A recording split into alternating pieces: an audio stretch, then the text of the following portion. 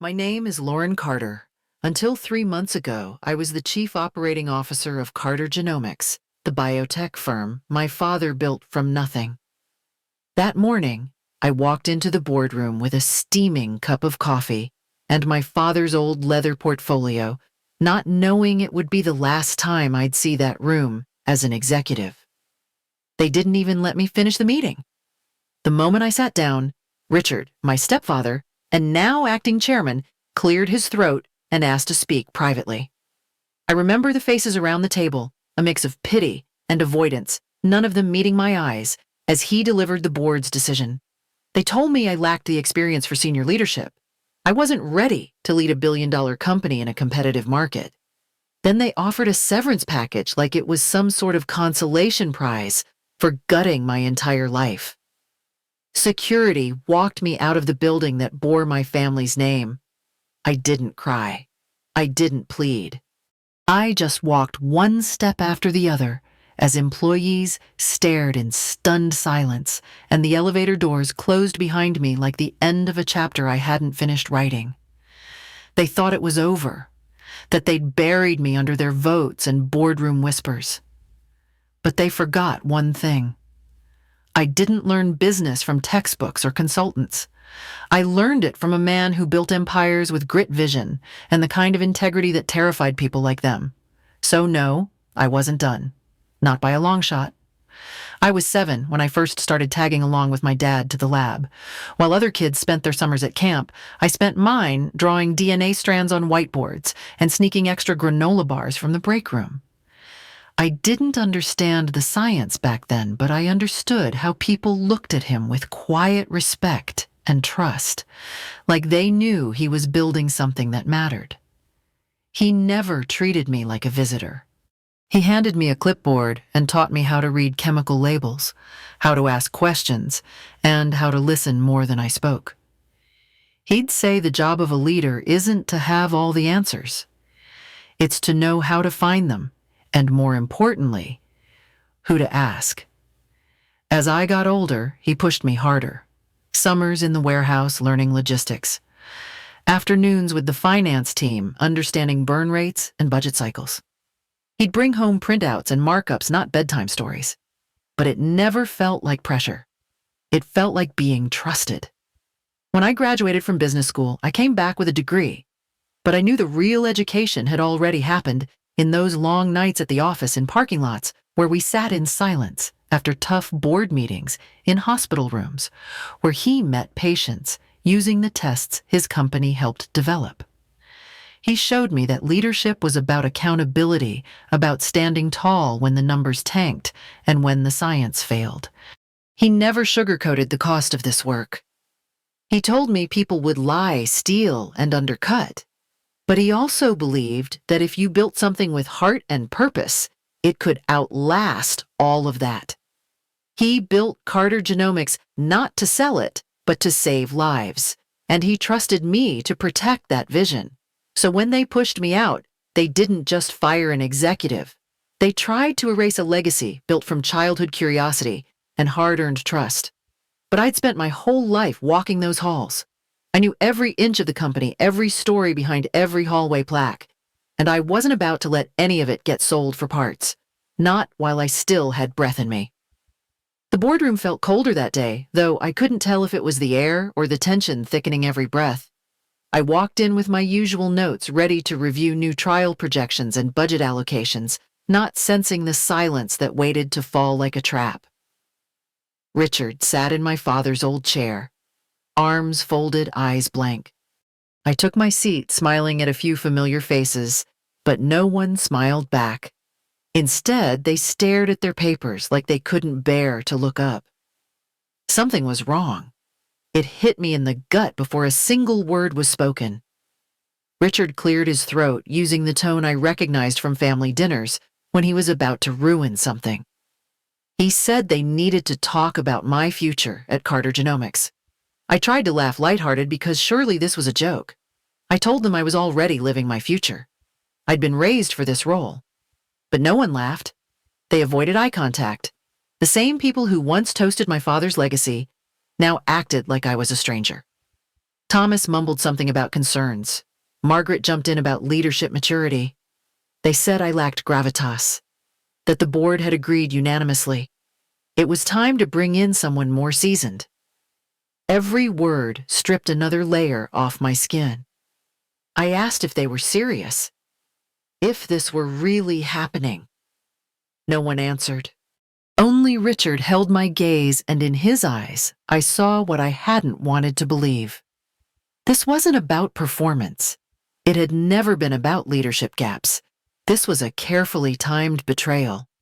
I thought of every meeting, every late night, every sacrifice my father and I made for this place. And now a handful of polished sentences were cutting me out like I'd never mattered. They offered severance, health benefits, support for the transition. They made it sound humane, but it was a knife hidden behind soft gloves. Then came the final insult.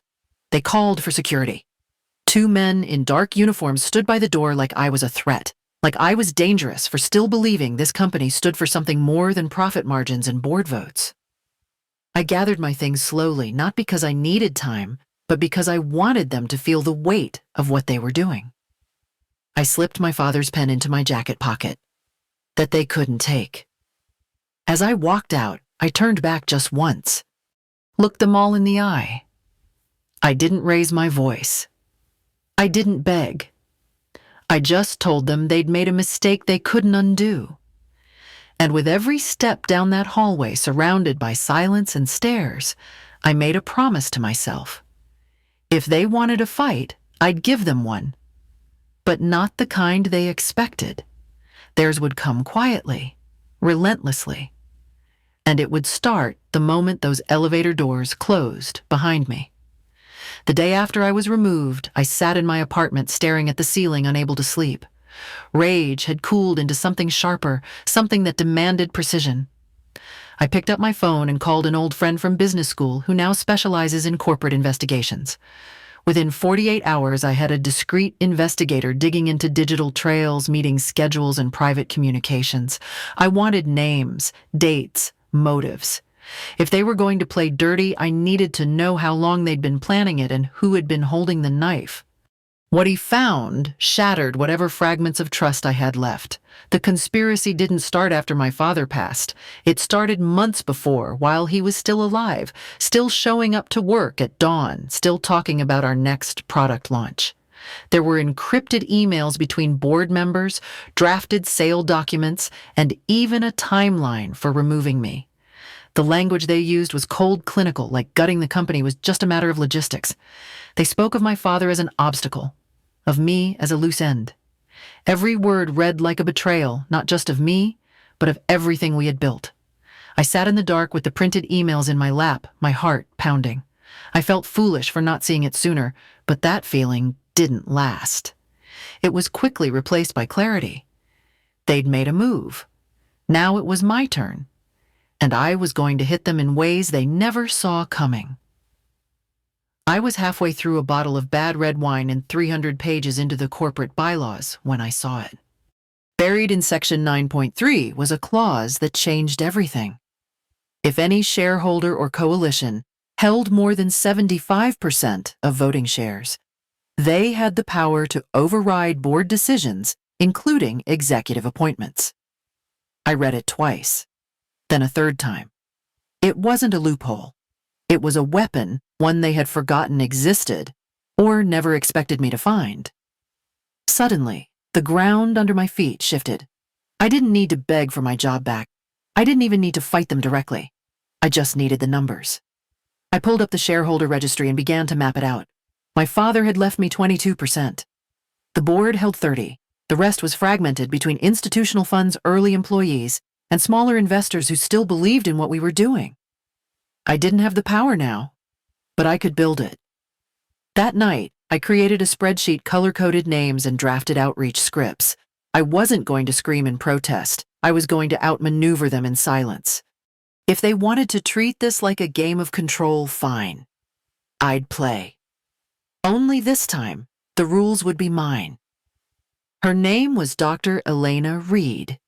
She'd been with the company since the early days, back when we worked out of a single rented lab, and used folding tables for meetings. My father once paid her mortgage for 3 months when her son needed surgery, and insurance wouldn't cover it. I called her not expecting much. I thought maybe she'd listen, maybe offer polite sympathy, but instead, when I explained what happened and what I was trying to do, she went quiet. Then she said, "If your father were alive, he'd be ashamed of what they've done." And then she said, "I'm in." The words didn't feel real at first. I sat there, phone pressed to my ear, stunned by how quickly one person's belief could steady something inside me. It wasn't just about the shares she held through those mattered. It was the reminder that this fight wasn't just mine. It was rooted in something bigger. She told me stories I'd forgotten, moments my father had pulled strings for researchers, bent rules to keep projects funded, covered bills without asking for credit. People remembered those things. People like her hadn't forgotten why Carter Genomics was built in the first place. When we hung up, I stared at my laptop screen at the spreadsheet that had felt so overwhelming just hours before. Now it looked different. I had one green square, one yes, and in that small square was the first breath of possibility. I didn't have the luxury of boardrooms or big investor lunches, so I found my people where they lived their lives. At corner coffee shops with sticky menus, at gyms between spin classes, at Saturday soccer games where kids ran barefoot across wet grass. I approached quietly with no pitch deck or polished speech, just honesty. I told them what had happened, what I was building, and why I believed it wasn't over. Some looked surprised to see me, and others hugged me before I even said a word. Most listened, really listened, and by the end, their eyes softened. They didn't care about strategy. They cared about people, about working for someone who remembered birthdays, who stayed late to approve equipment orders, who fought to keep salaries steady when profits dipped. What I offered wasn't stock options. It was the chance to stand for something again. One by one, they said yes, quietly, sometimes with tears, sometimes with laughter. They handed over their votes like trust wrapped in silence. I updated my spreadsheet from coffee counters and car dashboards, color after color filling in, turning my plan from a fragile hope into something real. It didn't feel like war. It felt like gathering a family scattered by time and betrayal.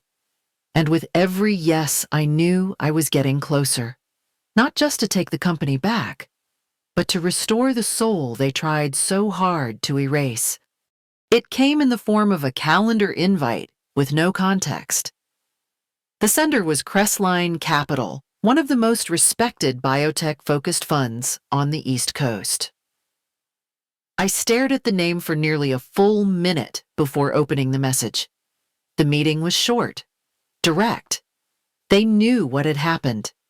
They'd followed the company for years, quietly waiting, and now they believed it was time for a change. But only if that change looked like what my father once envisioned: long-term innovation over short-term earnings, patience over profits. I nodded through the call, trying to stay composed, but my chest was tight with disbelief. Here was a powerhouse offering backing, not because they saw me as a pawn, but because they still believed in the blueprint my father left behind.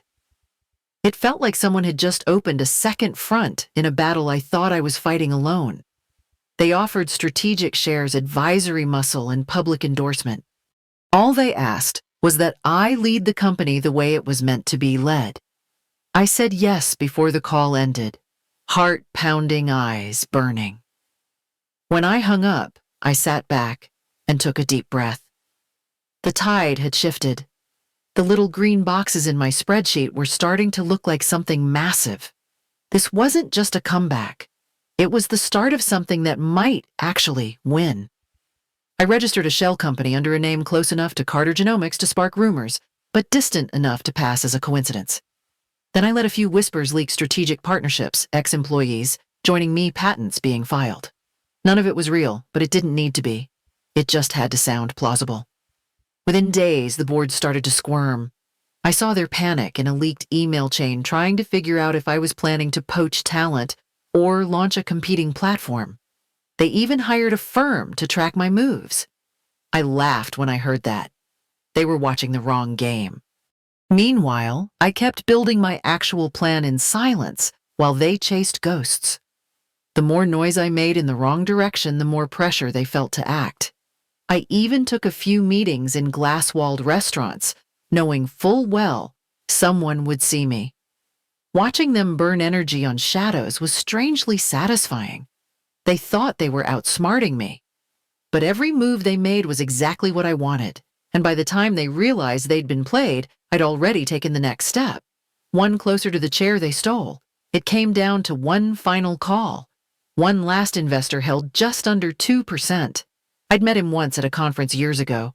We weren't close, but he had respected my father, and I was counting on that sliver of memory to tip the balance. We talked for almost an hour. My heart thudded through every pause, every silence that dragged too long. When he finally said yes, my hand shook so hard I nearly dropped the phone. I updated the spreadsheet and stared at the number. 80%. The number I had obsessed over for weeks. The number they thought I could never reach. For a moment I couldn't breathe, not from excitement, but from the sheer weight of what came next. With this number, I could dissolve the board. I could take it all back. But I knew this wasn't just a legal threshold. This was war, and I'd just fired the first real shot. I sat in the dark laptop glowing in front of me, pulse pounding in my neck. Everything had led to this. The meetings, the lies, the long nights wondering if I was losing my mind. Now the door was open. All that was left was to walk through it and take them down from the inside. The boardroom looked just like I remembered, except this time no one expected me to walk through the door. Conversations stopped mid-sentence. Coffee cups froze halfway to lips. Richard's face drained of color faster than I thought humanly possible. I didn't sit. I didn't need to. I placed a single folder on the table and let it speak first.